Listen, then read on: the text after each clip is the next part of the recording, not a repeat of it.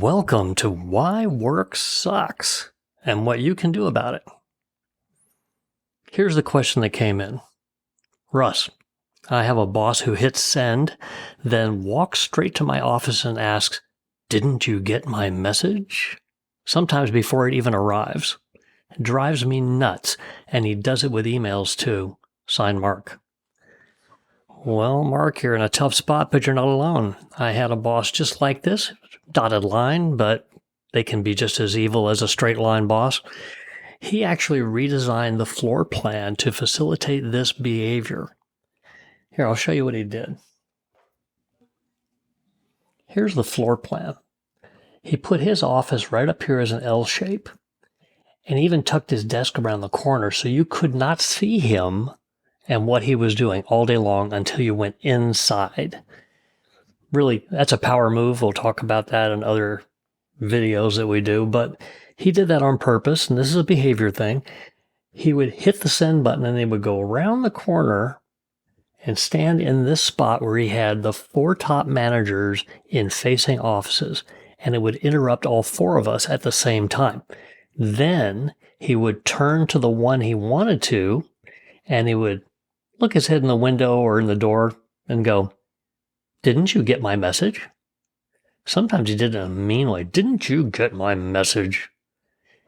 And you look at the bottom corner of your monitor, or maybe you have to open your message system to see it, open your email to see it because it's not the only thing you're working on. And there it is. See me. That's what he sent. I didn't know how to react to it other than I just got angry. And it was the same thing for all 4 of us. We would all have our heart rates go up and our blood pressure go up because he would stand there until he had all our attention and then pick on the one he was looking for. So I came up with a strategy. Remember, particularly when somebody is having a behavior with lots of people, they repeat that behavior with more than one person in the office, you're not going to change them. You're not going to get them to do differently. They're going to continue doing that forever. I call them Whac-A-Mole Bosses. You remember the game in the 70s? They were still in arcades today, really popular. You got this box of holes, and moles would pop up out of the hole, and you grab a mallet, and you smack them in the head, and then you smack the next one, smack the next one. Sometimes there are 2, and you have to smack them really fast, and you cannot win the game. Because the game is not based on how many you get, it's based on how long you last. This thing with the boss who's going to send you these interruptions and say things like, "See me?" These little text messages, "Did you get my message?" That's whack-a-mole. And they're going to do it until you fail. So you have to learn how to respond and makes your life a little bit better. And I'll tell you what I did. I put a notebook with a pen, and I kept it on the corner of my desk that was in the path to get to my door. He's there saying, "Did you get my message?" I walk straight toward him, eye contact the whole time, and I grab the book and go to his office where I write down the question. You don't hang around. You don't make it last longer than it has to.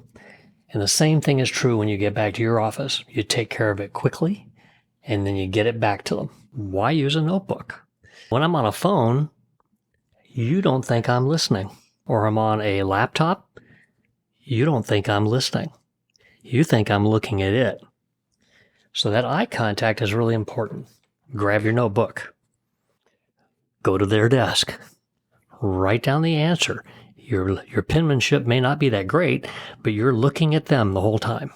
Eye contact. Looking at them, taking it, end it, go back and take care of it. If they sent a text, send back a text if you can. If you have to escalate to an email, so be it. But it's really good if you can keep it text for text, email for email, phone call for phone call. Don't escalate unless you have to. Keep it short. If the question is short, you hopefully have a short answer. These little interrupts, these little whack-a-mole moments, they're going to keep you from doing what's really important and getting your goals completed. So you have to take care of it fast. Get it off your desk just as fast as they got it off of their desk. Use the same method if you can, text for text, message for message, email for email, and move back to your goals. I found that when I started being fast and crisp with my responses because he was being fast with his questions, he started hitting the other folks more often than me. I don't know if he was getting a kick out of it or what. Don't really care. I got less of this behavior because I was in and out, and I got back to my goals. So that's the thing. You got a whack-a-mole boss. They're going to interrupt you with short little stuff. You need to get it done as fast as possible. You need to get back to your major goals. You need to go tit for tat. Don't let them run your entire life. Don't let them mess up your blood pressure with something that they're doing as just, I don't know, power play, habit. Maybe it's just the way they think, but you're not going to change them. So control the way you think. Control the way you react. And put a small system in place that makes it faster and easier for you. That will make you look efficient. And if you keep that eye contact going, it'll make them feel like they trust you. And the whole business runs on trust and low risk. The more they trust you and the more they believe you're not a risky thing, better for you. Get those goals. That's how you get promoted. That's how you make more money. And you're ready to go for the next assignment. Focus on the big stuff. Handle the little stuff. Control how you react. And you will end up controlling the whack-a-mole boss.